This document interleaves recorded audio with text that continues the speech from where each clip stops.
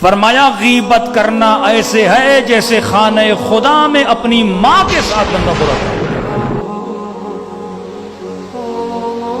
دیکھ کر بندے کا وجود لرز جاتا ہے۔ کیوں معصومین ایسی مثالیں دے رہے ہیں؟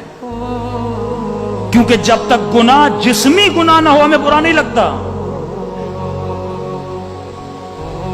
جب تک کوئی جسمانی ایکٹیویٹی نہ ہو ہمیں برا نہیں لگتا۔ کہ دیکھ کتنا تجھے برا لگ رہا ہے تیری امیجنیشن میں، اپنے ادراک کو مضبوط کر معصومین کے فرامین سے۔ تجھے گھن آتی ہے کوئی ایسا عمل کرتے ہوئے، جبکہ معصوم یہ مثال دے رہے ہیں۔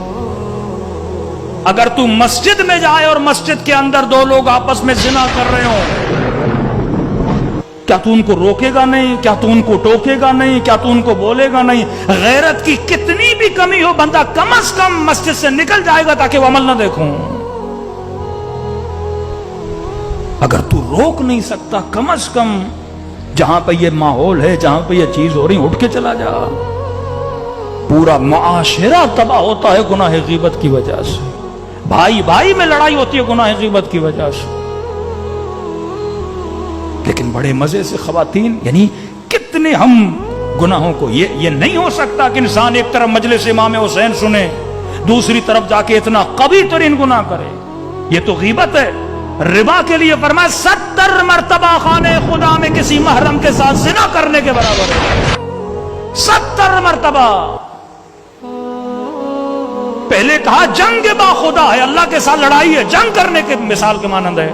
اب بندے کا ذہن ہے نا، اس کو جنگ سمجھ میں نہیں آتی، اس کو کوئی انسان چاہیے ہاتھ میں تلوار اور سے قتل کرے۔ اللہ نے کہا شاید اس کے سمجھ میں نہ آئے، پریکٹیکلی میرے وجود کو جسم کی صورت میں نہیں سوچ سکتا۔ پھر کہ میں یہ مثال دے رہا ہوں کیونکہ جسمی گناہ تیرے لیے بہت بڑی اہمیت اور ارزش رکھتا ہے، کہ اس گناہ کے برابر ہے، اس قدر تیرے اندر گھن آنی چاہیے اس گناہ کی۔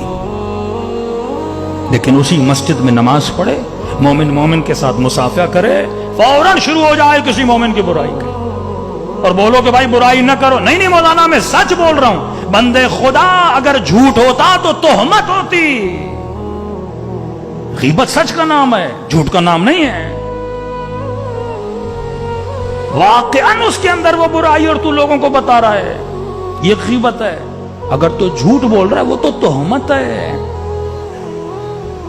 یہ معاشرہ عقل کا معاشرہ نہیں ہے، اور افسوس ہے یہ برائیاں ٹی وی پر برملا، یہ اس کا دشمن وہ اس کا دشمن، پوری سوسائٹی کلیپس کر جاتی ہے اخلاقی طور پر۔